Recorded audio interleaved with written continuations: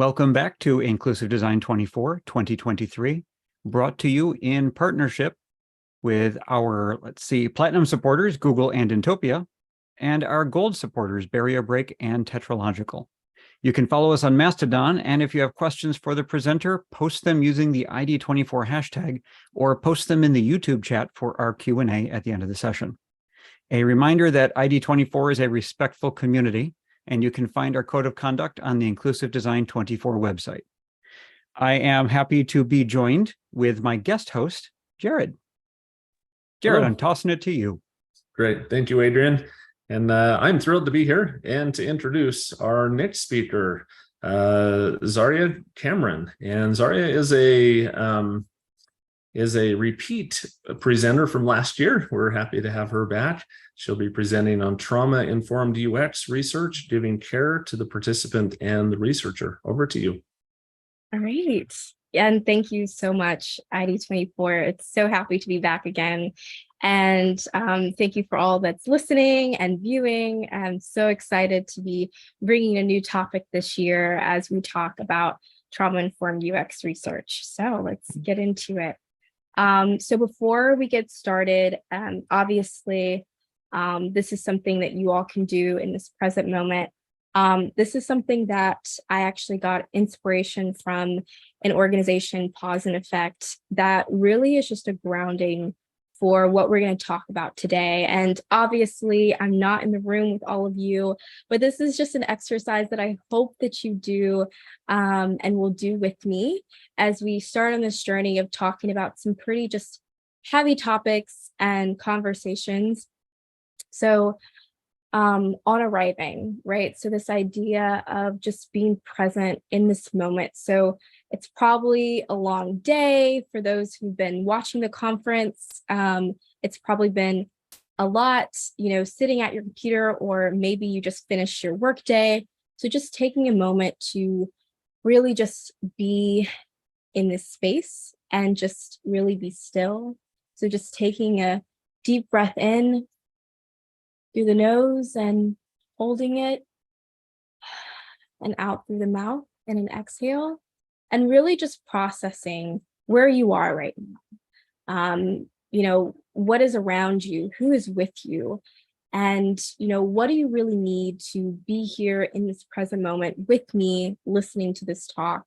I know for me, sometimes I need a bit of a breather to calm down my anxiety. But right now I'm in the comfort of my home, and it is just me, and I am with all of you in spirit. And so really just wanted to do a brief level set as we get into our topic today. So let's get into it. All right, so before I get fully started, I want to do a land acknowledgement and giving respect and just full acknowledgement and understanding to the original stewards of this land, and understanding that the land that I'm currently on is stolen land, and it originally belonged to the Manu, the Chirawa, and the Shuguri tribe, and understanding that, we should, when it comes to land acknowledgement, that we should be ensuring and making sure we're giving a conscious commitment to the respect and of this land and the original stewards of this land and people, but also ensuring that with the land acknowledgement should come co-creation with said ancestral descendants of this land, or from the broad and sense African and Indigenous peoples. And so something that I've been trying to do is really giving advice on suggestions of what you can do beyond land acknowledgement. So really learn the names of the people of where you currently are, of your original stewards, or even investing in Indigenous owned businesses and really supporting them and really giving back to them and land. So just a little there. And so let's get into an overview of what we're actually going to talk about today. So I'm going to do my intro, what is trauma, trauma informed, the research methodology we're going to get and break down into quantitative research, qualitative research, how we as researchers shouldn't be minors, and, you know, this aspect of care for researchers. And then conclusion, of course, and a thank you. So who am I, right? I am an equity UX thought leader. I'm also a co-director of community and research at an organization called Oroku Cooperative. And, you know, part of my work in general, part of my community work is really centering on just operationalizing how we really build products, services, systems, and communities to be more inclusive and equitable, especially for those that are living on the margins. But I wouldn't be fit if I also didn't show a part of me that is often not really shown in the workplace that I truly value as well. So this is also me. I'm an outdoor adventurer. I'm a yogi. I'm a traveler. I am a curly hair lover. I express myself through various different hairstyles that are connected to my identity and my culture. And I'm a community educator. And so all these different pieces are, I believe, strengths and values, a valuable asset to the work that I do and the experiences, lived experiences that I bring to this type of equity work. And something that I am truly believe in is that, you know, it's not just your professional self, but it's your full self, bringing very just key pieces of you and who you are and your culture, and just the individuality of yourself and how important that is. So wanted to share that piece.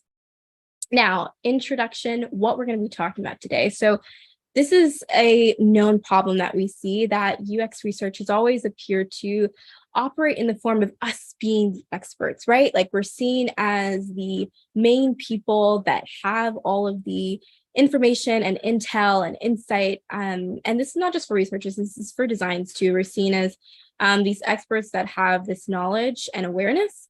But oftentimes we also view our participants in sort of this inferior way, rather than there being an actual like equal level shared power amongst each other of the participant and the researcher. And so we often see this hierarchical viewpoint of wanting to solve their problem. And so how as we as researchers, you know, the process of research, how these processes can often induce further harm onto the user. And so our goal here, what we're trying to do in this talk, and I hope that you get from this talk, is you learn ways to how to create a more co-designed approach to UX research and really just have a trauma-informed mindset to reduce harm and really creating that community. So brief trigger warning, this is discussing trauma. So I think what I'll be talking about today is pretty important and valuable to influence the work that you do.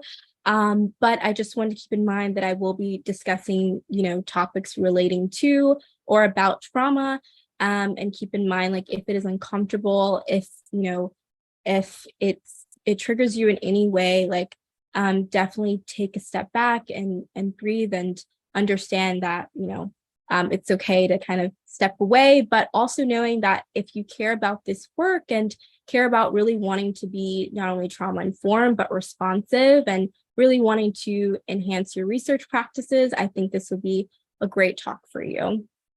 So going into what is trauma. So clinically, medically, by the Substance Abuse and Mental Health Services Administration, they define trauma as being defined as an event, a series of events, or a set of circumstances that is experienced by an individual as physically or emotionally harmful or life-threatening, and that is lasting adverse effects on an individual's functioning and mental, physical, social, emotional, or even spiritual well-being.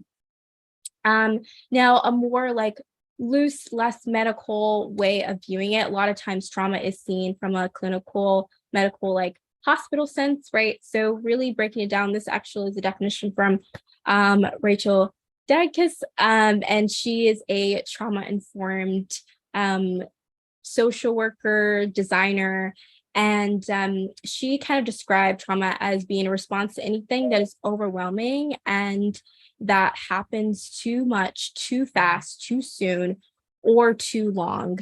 And it is coupled with a lack of protection and support. It lives in our body, stored as a sensation, pain or tension, or as a lack of sensation like numbness. It doesn't impact us all in the same way, and understanding that context is critically important. And so we'll get into a few of those things. And also explaining that trauma can also be this, right? So breaking down trauma, there's acute trauma from a single incident, for example, a car accident or an assault. There's chronic trauma for repeated and prolonged experiences, for example, exposure to a war or pandemic. Racialized trauma from the effects of racism on one's mental health and physical health. For example, experiencing anti-Asian hate crimes during, the COVID-19 pandemic. There's also historical trauma. So really looking at it from a more intergenerational lens. A lot of times we think trauma is things that we experience, but it can also be experiences from our family members that our bodies have held, that have been passed down over time. So that could be a number of things. That could be the systemic experiences of like white supremacy, slavery, Jim Crow laws, things like that, massive incarceration that, often happens and has happened within the United States. And so also understanding that trauma is more than just these current events, right? So it could also really be smaller pieces, smaller moments in time that build up, that over time, they just become a part of us. And also understanding that trauma is also in the land. A lot of times we sometimes question like why something feels off, something feels weird in a space, in an environment. The land holds stories, it holds memories, it holds historical references from so many different things that we can't even currently in this present time comprehend, or even just environments from past experiences. I know that, for me, an example would be, unfortunately, maybe a year ago at this point, my friend had passed away. And so I didn't realize how much I was holding in, and going back home and the location where we spent our time held so much loss and feeling for me. Even though she was no longer present, even though I was no longer there, I still felt this unwavering spirit, and could really feel it within the environment. And it definitely shook up my nervous system. And so that's just like an example of it currently not being something, but it's still being within the space in the midst. And also understanding that trauma is not a one size fit all. Trauma affects people differently. It looks different. And also understanding that just because someone experiences a very traumatic event doesn't necessarily mean that, it is traumatizing for them specifically. So understanding how trauma sits and how it affects different people based on their experiences, even their identities, and how trauma interweaves and is connected to intersectionality. As I stated, it's not just based on a one-time event. And trauma cannot be a simple fix. So even as researchers, as we're thinking about that, what does that look like as a researcher, and understanding that it's not an easy and simple process. So going into us trying to lean into trauma-informed research. So the company Ad Hoc defined this as, in trauma-informed research involving and must understanding trauma within, planning studies and shared decision-making with participants, and being prepared to respond to trauma throughout research for everyone involved. So not just the participants, but also the researchers. And so another way is like how our research, this just a few examples that I'll kind of talk about and discuss throughout this talk, but how our UX research practices are not trauma informed. So here are some examples like when it comes to research planning, right? Only having a short time or duration, short, project timeline. I know a lot of times in the workplace, like we work on very tight schedules, but sometimes, it prevents us from really being able to have the dedicated time to understand and be intentional about the questions that we create, how we formulate the studies, understanding if we or questioning if we even need to do the study. Another example is, not working with people that have, lived experience to curate, these research plans and, what is the appropriate language and approach to these studies, especially making sure that we're working with marginalized groups when it comes to curating these studies. And then also when it comes to research interviews and things, when we are, even if in the span, if you have moved towards co-designing, right? Making sure that you're not taking, we've seen this a lot, where you're taking participants' ideas and never crediting them for what they've said or done. And understanding, this is another quote from Rachel, is, becoming trauma responsive is a complete and ongoing and unfinished process, right? Like trauma informed design, trauma informed research, like it's all connected to equity. And when we think about equity design, this work does take time. So here's another brief little diagram that I want to show of, like, this is where we are, right? Like this is a diagram created by Dr. Karen Trasman, and she created this trauma-informed river of like kind of where we are. We're curious, we're trauma sensitive, we know we want to be, informed, and we're trying to be aware a little bit, and moving down to being trauma aware. Like, how can we indicate, like, okay, this is trauma, this is what this is, to actually being trauma informed, where we're using that awareness to inform the decisions that we're making. And we're actually trying to lean towards implementation, which is trauma responsive. So going into the trauma-informed design framework. Now, this is specifically not a design, this trauma-informed, it's more of like trauma-informed care. So originally, it was called trauma-informed care because it was really used for doctors and nurses in the hospitals. So this framework is taking that approach, but then it kind of evolved into, trauma-informed design and how it can be utilized for designers and researchers. So this framework here was created by CDC's Office of Public Health Preparedness and Response team in the collaboration with the HSA's National Center for Trauma-Informed Care. So we're going to go through each of these and how it's tied to the research process. So first is safety, trustworthiness and transparency, peer support, collaboration and mutuality, empowerment and choice, and then lastly, cultural, historical, and gender issues. So first is safety. So understanding that people should feel emotionally, physically, and psychologically safe when participating in the design process, whether it be a virtual sense or face-to-face. So really making sure that person, no matter if it is a virtual interview or conversation interaction, that you should be making sure that their safety is your number one priority. And a really good example of that is asking them, if this is an in-person interview, asking them where they feel comfortable to meet, ensuring that the environment and place that they're, being scheduled to meet at for this conversation or interview or interaction with you as a researcher is not re-triggering any past traumas that they've previously experiencing, making sure that, you ask them, like, what are some, options that will make them feel safer to conduct the study.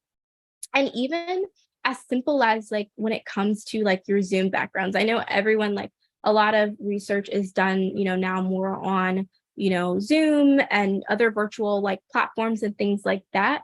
And so making sure that your backgrounds are, really cognizant of, what people are experiencing. I know there's an example of brought up of people having like an alcohol bar as their background.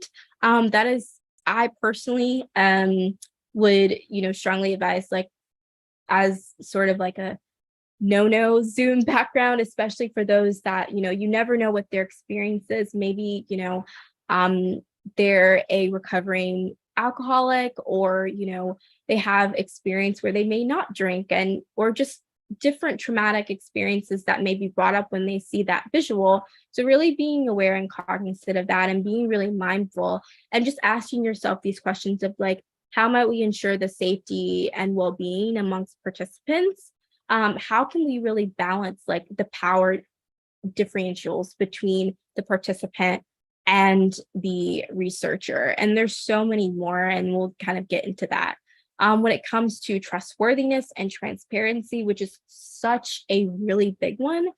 So all design decisions, research decisions are conducted with transparency in order to build and maintain trust with everyone involved in our processes, as well as anyone who might use our designs. So this can really entail making sure that you're transparent of like where and when and how the study is being conducted, from the start of you sending out information to the very end of what you're going to do with those responses, why the study being conducted, and really being honest of where their responses in the study is going.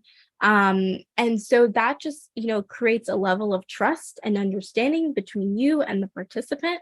And so, it really kind of ties back in a way to the safety piece, right? There's been historically a lot of situations where, people have not been transparent in their studies. And unfortunately, especially historically marginalized people have suffered from that. Peer support.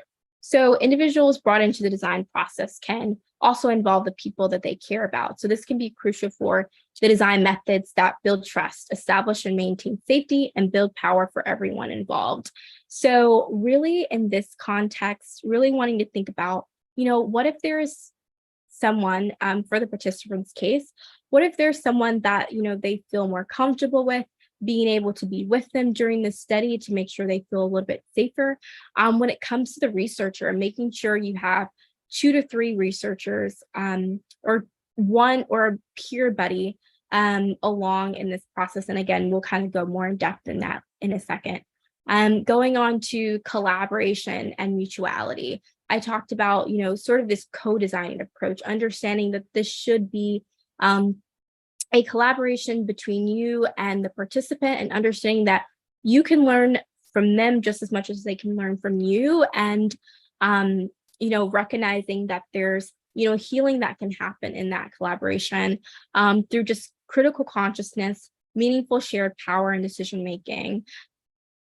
And then empowerment, voice, and choice, right? Allowing them to feel empowered to use their voice, for their voice to be heard, for their voice to be a continued avenue and, focal point within the research process.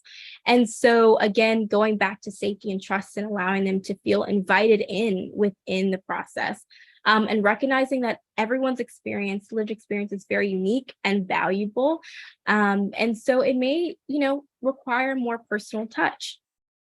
Now, when it comes to cultural and historical and gender issues, so understanding as, designers and researchers, we're able to identify and understand our own bias and avoid stereotypes, and understanding that, we're providing a culturally responsive design service, that we center care, value relationships, and address these structural systemic barriers by recognizing the historical impacts of trauma. And I think that goes back to making sure that you are working with historically marginalized people within this study, making sure you're having the right approach of your language and the way that you conduct these studies.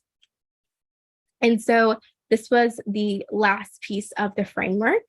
And I'm going to pause here. We're going to pivot to something slightly different. I kind of talked about this shared power a lot, right? So this is something that I believe is really important, because a lot of times there are these structural power dynamics that are at play. And so we need to understand our position as a researcher, where we sit, where we stand. And so I advise you, this is the designer's critical alphabet, and it's from A to Z, just consciously aware words, and that was created by Dr. Leslie Ann Noel, that really allow you to think and understand your position as a designer, as a researcher, of where you kind of sit within, and uncovering just where you are, and how you can impact the design process through, strategic words such as like talking about ableism, talking about sexism, feminism, the hierarchy.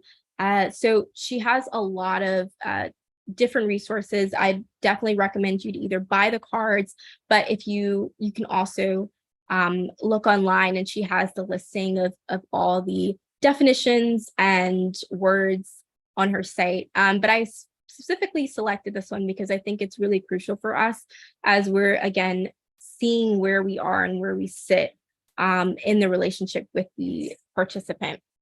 So as it comes to positionality, so positionality is the practice of a researcher really delineating their own position in relation to a research context. And so a positionality statement, really can help us to reveal our own biases, to understand, who they are, how they affect the solutions and that they propose. So this is sort of like the positionality wheel, the wheel of power. There's definitely various different formations. This is an image of the positionality wheel, and it sort of has the power in the center, and then around that are these different pieces, corners of this wheel. So we have where you sit from a marital status, race, religion, sexual orientation, age, culture, income, language, immigration status, geography, all these pieces. And, kind of the closer where you are, depending on the category. So for example, let's take race. So, someone who is more, on more marginalized, racialized group versus white. So if you are white, you're kind of a little bit closer to having a little bit more power, and where, asking yourself, like, how does your positionality affect how you approach a specific design task or problem? And this kind of seeing like where you are, that intersectionality piece of yourself and where you sit within that wheel, and understanding like, how does it affect the way that I'm approaching my design and my research, whether it be through the study or how I'm coming across within these interviews and conversations with the participant? And how can I change that if there are any bias, because we all have our own bias, and how can we reduce that in any way?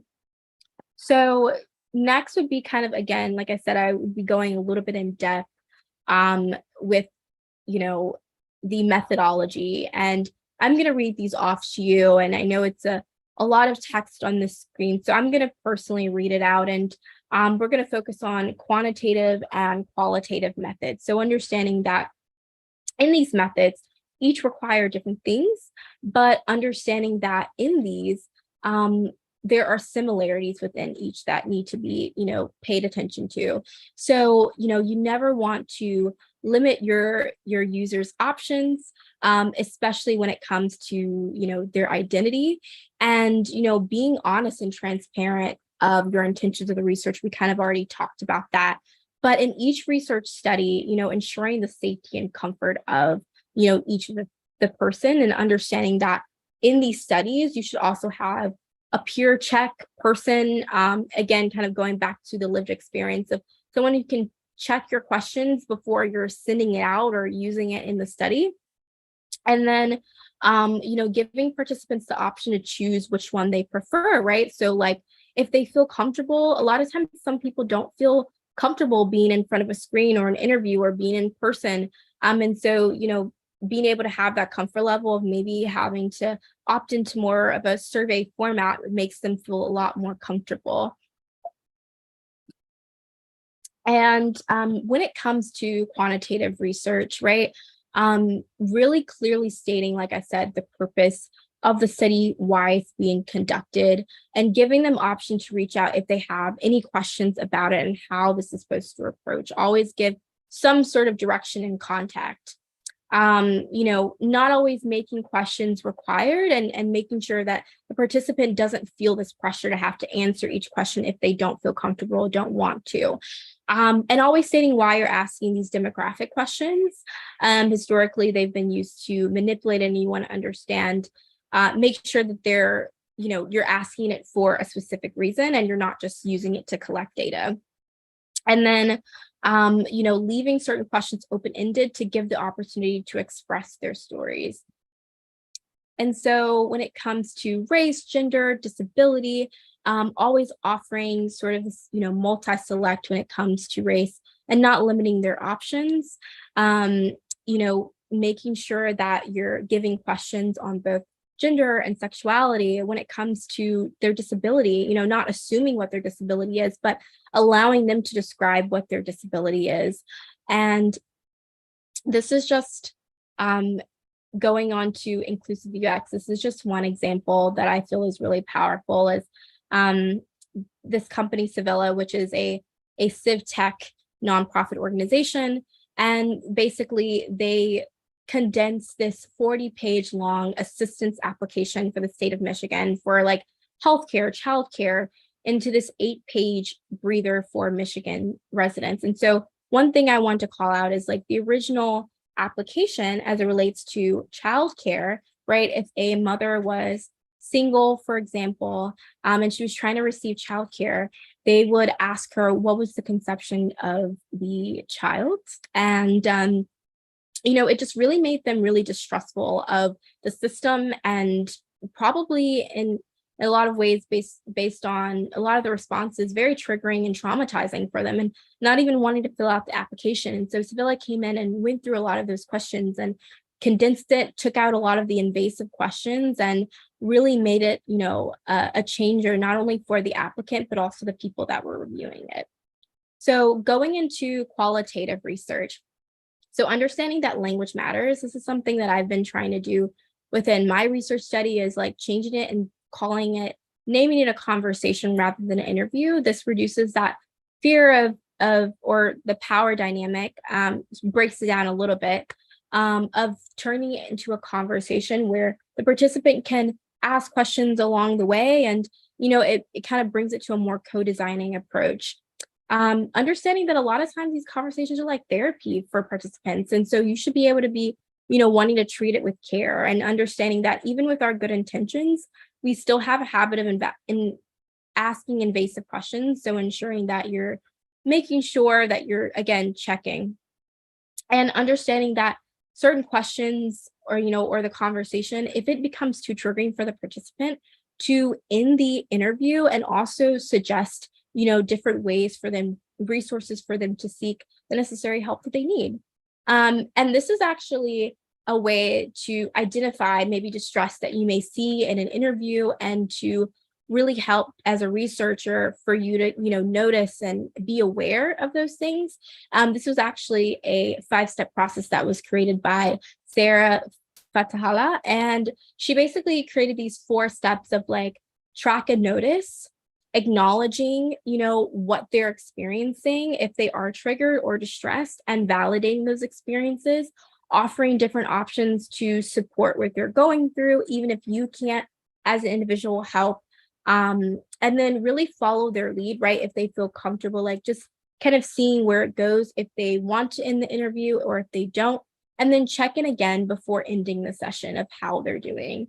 And this is a way that maybe you could frame it, right? Here's a quote of something you could frame that she listed as, I can see things are coming up for you as we talk about this topic. These are hard things to talk about, and this is an understandable reaction. And I know this is a safe space, and know that it's okay to cry, it's okay to take a break if you'd like to stop, or if you'd like to stop the interview. So definitely advise you look into our work, and this is just like one example. Now, going into, we're researchers, not minors.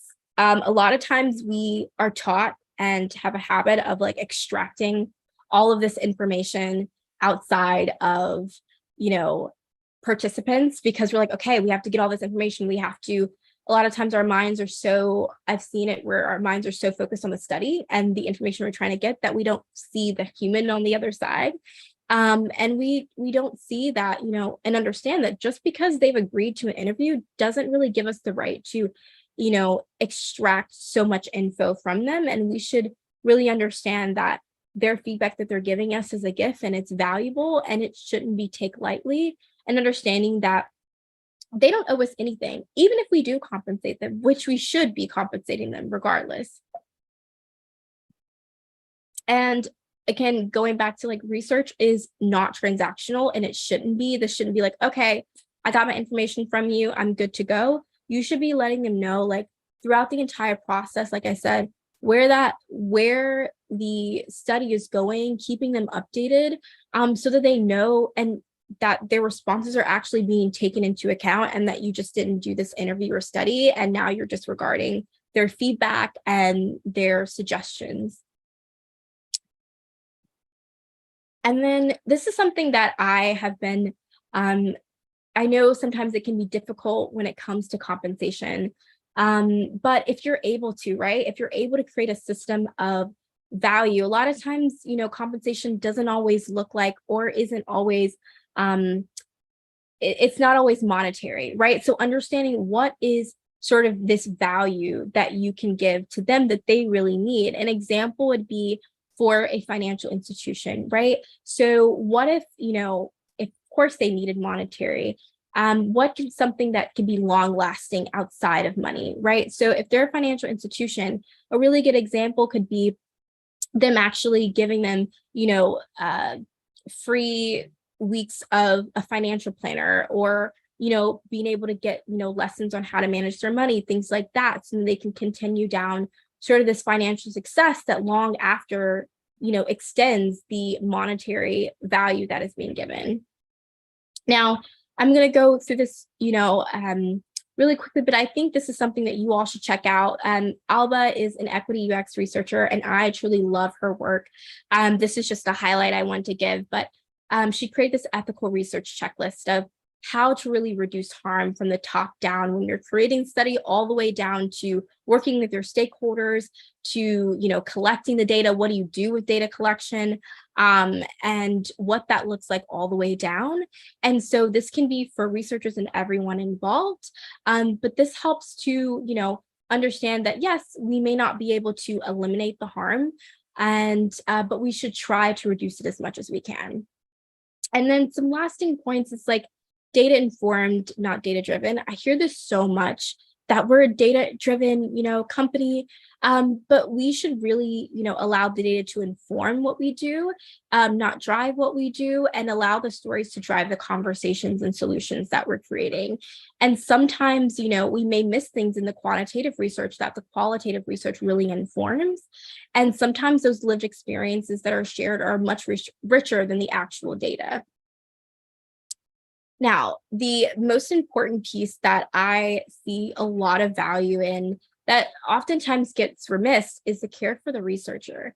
Oftentimes we ignore the trauma that we actually may be, you know, taking in, or that we may be experienced. We may be triggered within an interview, and, you know, it may be hard for us, and making sure that we're setting up sort of a self-care plan for us to make sure that we're giving the care that we need just as much. So understanding that we experience trauma too as researchers, and we have to consider our own mental health in this practice, and understanding that it may be helpful to have a partner with you in these conversations to help you navigate through the interviewing experience. A lot of times it is helpful, because maybe you can kind of have like cues with each other of like, if you're triggered, if you need a break, if you need to stop. And this is just always helpful for you, and it gives you a sense of protection. And then it's also helpful, I know a lot of times you have like debriefs of like, oh, what did we, you know, capture and what did we gather, but maybe you should be having, you know, debriefing sessions with other researchers, just to have, you know, conversations about what you experienced, and really to unravel and process what just happened in a very healthy way. And so my final conclusion is that, we should all really be trying to be aware of, trauma informed and how to, navigate through and understanding trauma, how it shows up, making sure that you're educating yourself, educating your researchers, creating a plan for that and how to really execute it properly and putting out a plan and really wanting to make sure that you're moving towards trying to create a more healing world where everyone can truly thrive. And so um, I just wanted my lasting thoughts is to really just taking care of your well-being is truly the core of this work, and unraveling your trauma and unraveling just sort of that interpersonal work really helps for you to understand people's experiences and for you to be more cognizant of people's trauma as well. So thank you so much. And I truly enjoyed this conversation. Please connect with me on LinkedIn. And yes, thank you.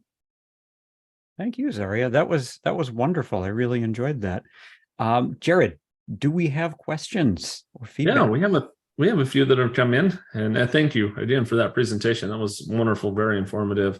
One question that has come in: how has the ongoing pandemic affected participation and/or study design, given that marginalized participants could be further marginalized as we pretend that the pandemic is over? Yes, I know that's a huge thing, right? We've pretended that this pandemic is over, but it's really not. And I think it's something that, you as teams, like, we should really be cognizant of and like actually starting to ask those questions. Because I think like we as a larger group has really dismissed like the impacts of how COVID-19 and this pandemic are like still financially, emotionally, psychologically affecting people and even those who are marginalized.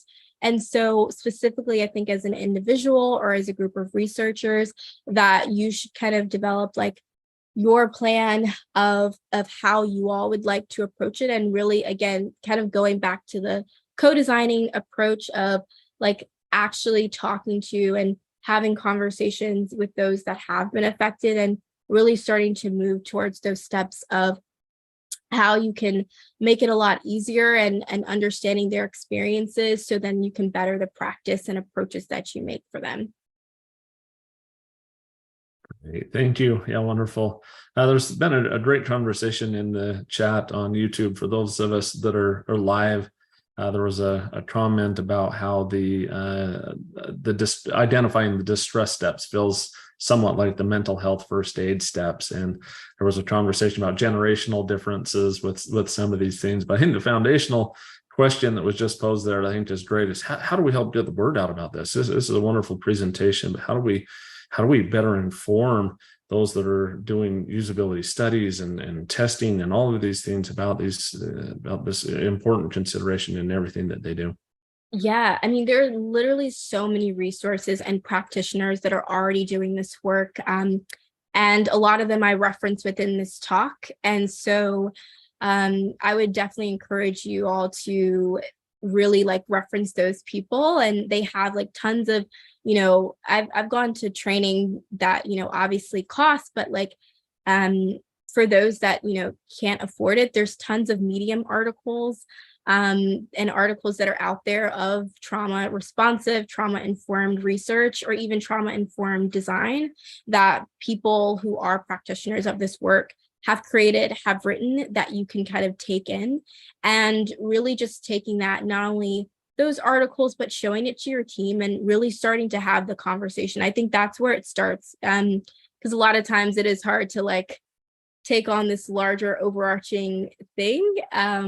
But I think baby steps would be actually starting to make people aware, sharing things like my talk, sharing articles, and really just, again, starting that conversation with your team and how you want to approach it. Thank you.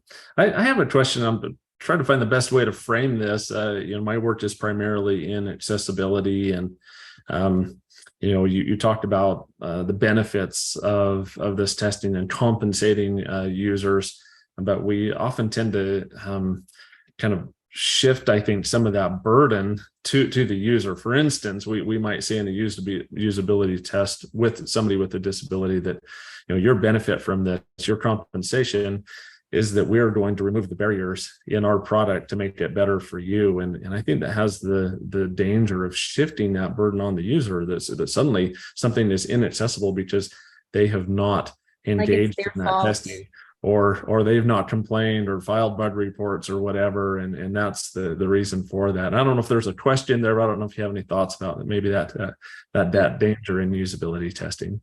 Yeah, I mean, it almost is like, it kind of comes down to like accountability, right? Like oftentimes we put this like heavy barrier and responsibility on the user as if it's like their faults, and, they should be letting us know, when in reality, like, we're the ones that are creating these products and experiences, and we, as a group of designers and researchers, should be more cognizant of those spaces and on really taking accountability and responsibility, and kind of checking our own like privilege and biases that often come and bring up in the work that we do. And I think it really starts with like understanding the context, and really starting from, like, again, research planning, and, really partnering with, these different groups, especially those who are marginalized, and, that including the disabled community, and really asking them. So then when it comes to the actual studies,